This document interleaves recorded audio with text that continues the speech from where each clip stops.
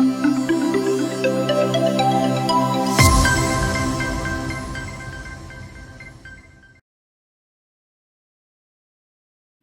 and welcome to the Daily News Simplified, an answer to what, why and how of newspaper reading. Today we will be analysing the important news appearing in the Delhi edition of the Hindu newspaper dated 14th March 2020. The topics to be discussed today are reflected on your screen and the timestamping for the same has been provided in the description box below. So let's start. Now this news appears on page number 9 and it is with respect to the essential commodities. Now, following the outbreak of the COVID-19 disease, masks and sanitizers are in shortfall in India.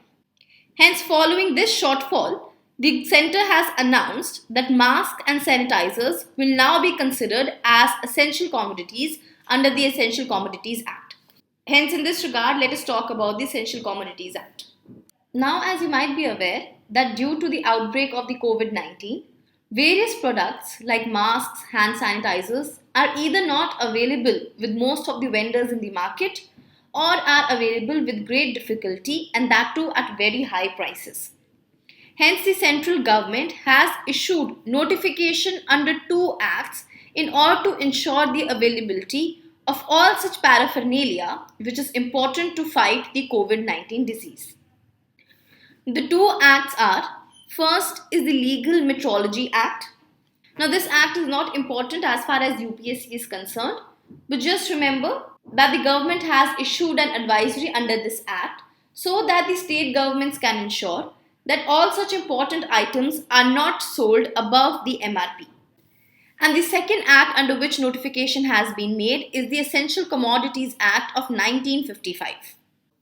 Now this Essential Commodities Act was enacted in the year 1955, that is just after the independence. Now after independence, India was in a very poor state as far as economy and basic availability of essential commodities for the people is concerned. Now taking advantage of this situation, a lot of sellers and vendors, they started to hoard products with themselves. And this led to artificially reducing the supply of important commodities, which in turn led to a higher demand. And following the basic economics of demand and supply, since the supply was reduced, the prices for such commodities started to go up. Hence, in order to check this trend, the government enacted the Essential Commodities Act. Now, as per the central government's notification, 2-ply and 3-ply surgical masks, N95 masks, as well as hand sanitizers have been classified as essential commodities. Now let us see what is the objective behind the act and what happens when a commodity is notified as an essential commodity. Now as stated, the main aim behind this act was to check hoarding and black marketing of such commodities which are very essential for the day-to-day survival or life of the people. Hence this act was established to ensure that such essential or important commodities are accessible to the normal people. And the government tries to ensure the access and delivery of these essential goods by regulating their production, supply, as well as their distribution. Therefore, whenever the government declares certain commodity as essential, the main idea is to make that commodity available to the people at fair prices. Now, the main thing for you to remember here is that it is the central government which notifies a commodity as an essential commodity. So therefore, when the centre finds that a certain commodity is in short supply and its prices are increasing, it can notify that commodity as essential commodity for a specified period. However, the implementation mechanism is the responsibility of the state government. So please remember that it is not the state governments who can notify or say that a certain commodity is essential. It is only the central government which can notify a commodity as essential. Now, which all products can be notified as essential commodities? These would include drugs, fertilizers, pulses, edible oil, petroleum as well as petroleum products. Here, please again remember that the central government has the freedom to add new products to this list, and then when it feels that the situation has improved, it can take certain products out of the list as well. Hence, the central government enjoys full power as as to what all commodities and products it wants to include in this essential commodities list or not. Now, when a commodity is notified as essential commodity, the first thing which happens is the prevention of its stockpiling. Now, it is the state governments which act on the notification of the central government, and the state government then specifies the limit up till which the people can stock that particular commodity. So therefore, anybody trading or dealing in that commodity, be it wholesalers, retailers, or even importers, they are prevented from stockpiling it beyond a certain quantity. And once this has been notified, traders have to immediately sell any extra quantity held by them in the market. And this in turn then improves the supply and brings down the prices of that commodity. Second thing which the government can do is to increase the production. Now, after the notification, the state governments can ask manufacturers to enhance production capacity of these products. This decision would also empower the state governments to regulate the production, quality, distribution, as well as the sale of these items, and also carry out operations against those who are involved in speculation, overpricing, or black marketing. Last but not the least, we have penal provisions as well. Now, since not all shopkeepers and traders comply with the notification, the state agencies have the power to conduct raids and get everyone to toe the line. Furthermore, the excess stock held by these traders are then auctioned or sold at fair price shops. Now, another point here is that it is not compulsorily for the state government to impose any kind of restriction. Now, it is very logical also. Let's say in the essential commodities list, there is a commodity X. Now, what if the supply of that commodity X in a particular state is adequate and sufficient? Therefore, the state government is not required to definitely put a stockpiling limit or to increase production of that commodity. It is up to the state government when they want to invoke the provision of essential commodities. So it will not mean that today if a certain commodity has been put as essential commodity, tomorrow the state government has to take an action on it. It is totally the prerogative of the state government whether they want to set any kind of limit or increase production or not, depending upon the availability of that commodity in their state. Now, recently, the Economic Survey of India has criticized the Essential Commodities Act of 1955.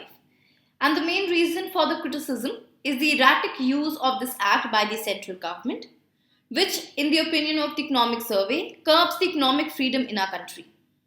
The curbing of economic freedom and market distortion is more prevalent in the agriculture sector. The reason for this is simple. Agriculture is a seasonal activity. So unlike the other industries where the production can be carried out or be done throughout the year, in agriculture, specific food crops can only be grown in specific time. Hence, due to the seasonal nature of agriculture, it is very important, or it rather becomes essential, to store products for the off-season so as to ensure its smooth availability in the market. But when the government puts an agriculture commodity under the Essential Commodities Act and prevents its stockpiling, the people involved in the agriculture sector are not able to store commodity for the off-season. And due to this reason only, people involved in the agriculture do not invest adequately in the supply side infrastructure such as warehouse and storage capacities. Because obviously, if the Essential Commodities Act is interfering, then any person will not be willing to invest in warehouses or storage because he is not sure whether those warehouse or storage facilities will actually come into use or not, because the government can any day put any agriculture commodity under the Essential Commodities list, thereby preventing its stockpiling or storage. Now, since the stock holding limits apply to the entire agricultural supply chain, including the wholesalers, food processing industries, and even the retail food chains, this act does not distinguish between firms that genuinely need to hold stocks owing to the nature of their operations or those firms that is purposely hoarding stock. Thirdly, this act also discourages agriculture derivative market. Now, agriculture derivative market is based on forward contracts. Is, let's say, today in May, X person promises that he will deliver 100 kgs of wheat at 10 rupees per kilo on 10th September. Now this agriculture derivative market and the forward contracts are very important because they help to ensure the farmer's income.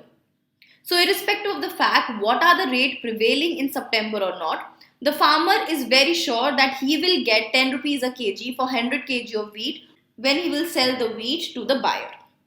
However, the Essential Commodities Act prevents the storage of the commodity, because of which the traders are not able to deliver the promised quantity owing to the stock limits. Furthermore, this act also discourages entry of large private players in agriculture marketing. Furthermore, it also distorts the market mechanism by altering the supply of the commodity.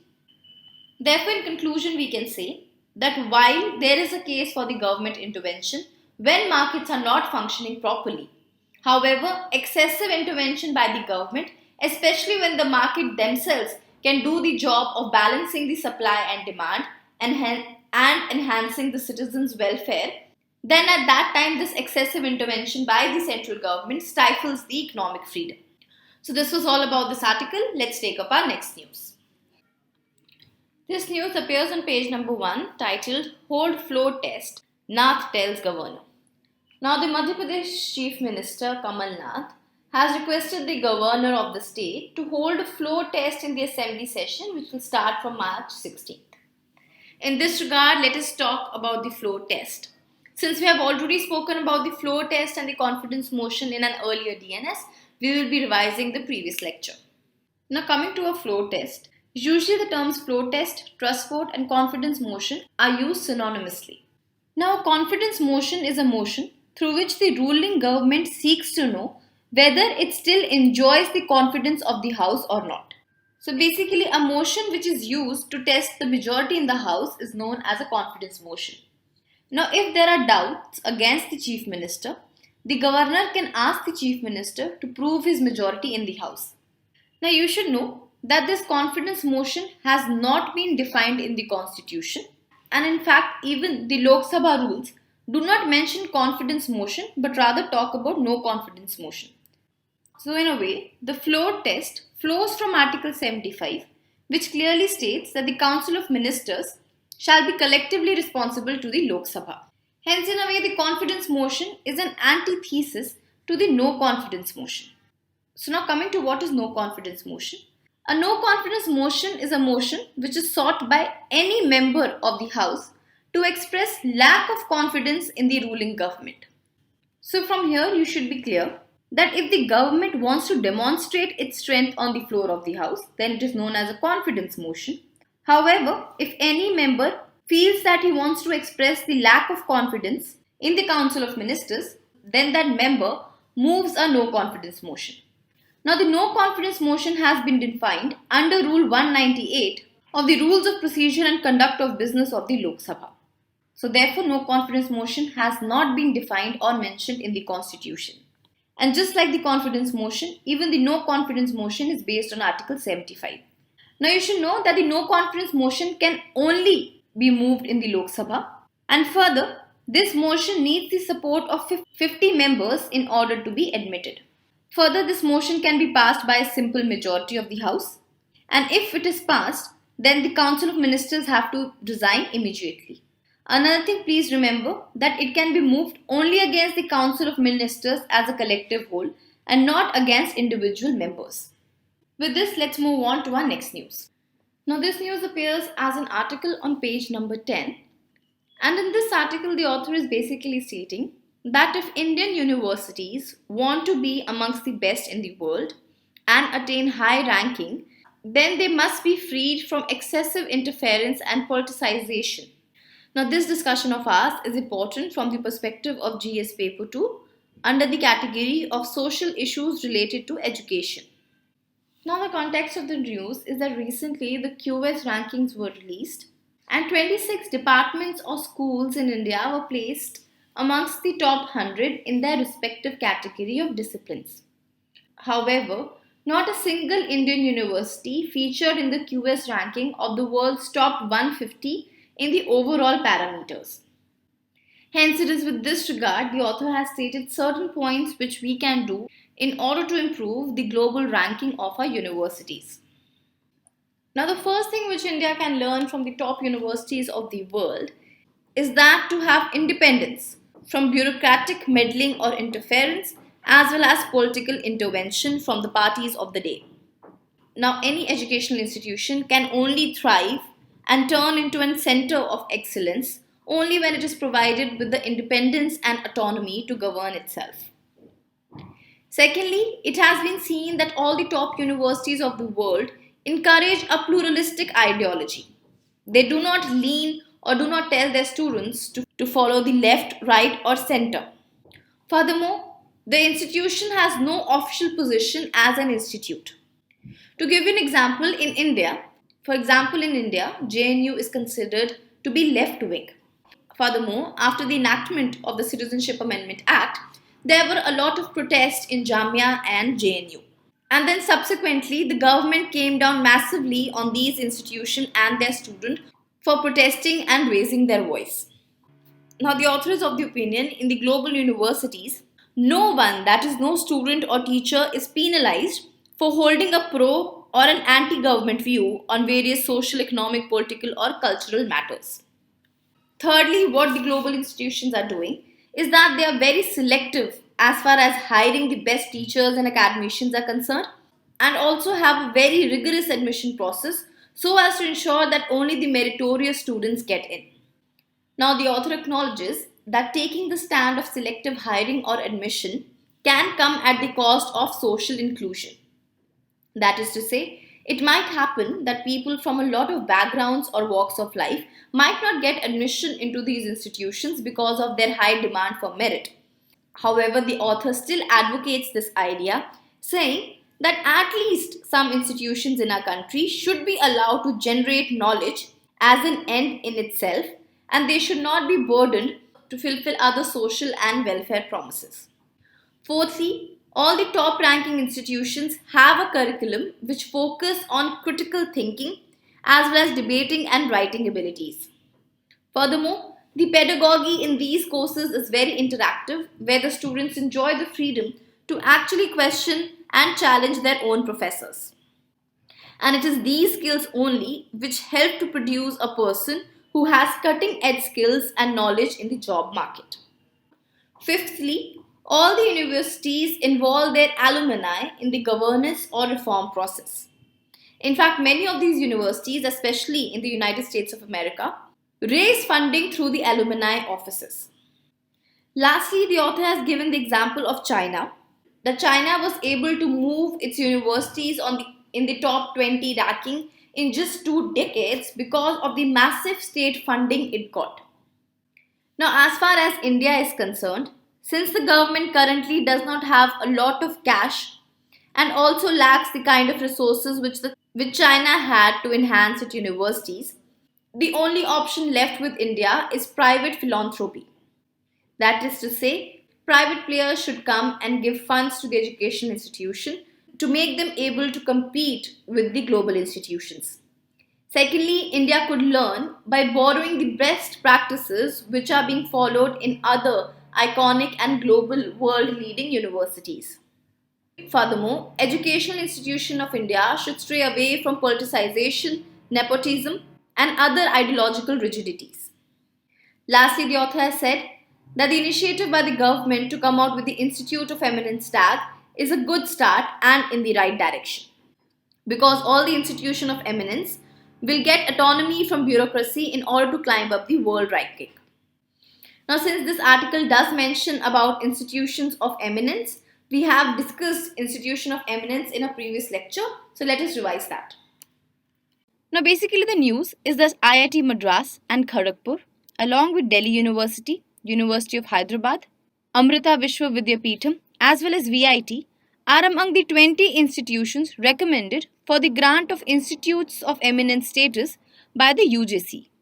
Now, the UGC had considered the reports of the Empowered Expert Committee, which was appointed by the government under the chairmanship of Sri N. Gopalaswamy, which recommended names of 15 public institutions and 15 private institutions to be given the status of institution of eminence. However, only 10 public and 10 private institutions have been selected for the Institute of Eminence tag. Let us see what were the principles used to select the Institute of Eminence.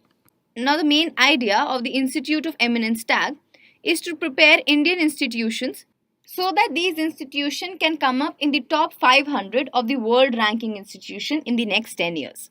Hence, for this fact, no existing institution which has not figured in any of the global or the national ranking has been recommended for the IEO status. And only after exhausting the above criteria, if any slot remains vacant, consideration shall be given to yet to be established or the greenfield proposal. Secondly, you should know that in case of private institution, no financial support will be provided, but they will be entitled for more autonomy as a special category deemed university. Now, under the Institution of Eminence tag, all the public institutions will be given assistance of 1000 crore rupees over a period of 5 years to become world-class educational institution. Further, the greenfield institutions who have been selected will get a 3-year period to establish and operationalize their institution, and thereafter the empowered expert committee will consider giving the IEO status to such institutions. Lastly, let us very quickly see what will be the benefits provided to such Institute of Eminence so that they can convert themselves into world-class educational institution. Firstly, they will be given greater autonomy to admit foreign students up to 30% of their admitted student. Secondly, they can recruit foreign faculty up to 25% of the faculty strength. Thirdly, they can offer online courses up to 20% of its program. Fourthly, they can enter into academic collaboration with the top 500 in the world ranking institutions without the permission of the UGC. Fifth, they are free to fix and charge fees from foreign students without any kind of restriction. Fifthly, they will be given flexibility of course structure in names of the number of credit hours and the years taken to complete a degree. Lastly, they will be given complete flexibility in fixing the curriculum and the syllabus. Now, this news appears as an editorial on page number 10, and it is with respect to the recent decision given by the Madras High Court with respect to the ongoing tussle between the LG and the government of Puducherry. Now, this entire topic and its analysis and details have been covered exhaustively in the DNS dated 12th March 2020 by Baswa sir, so you can have a look at this DNS for more information on this topic. With this, let's take up our practice questions. Now, based on our today's discussion, here is your prelims practice question. Please pause the video and solve them. We'll discuss the answer after 5 seconds.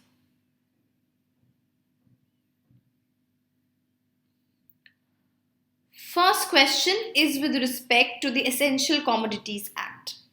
First statement, only Centre can amend the Essential Commodities list. This is correct.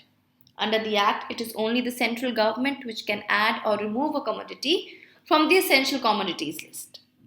Second statement, it is not mandatory for the state government to immediately implement the notification under this Act. Now, this is also correct. The state government is not under any compulsion to set the stockpiling limit or to increase the production for any commodity notified under the Essential Commodities Act. Now, which of the statement given above is incorrect? Since both the statements are correct, right answer becomes C, both 1 and 2. Question number 2 is with respect to the no confidence motion. First statement, it is not mentioned in the Constitution. Now, this is correct. It is mentioned in the rules of procedure of the Lok Sabha.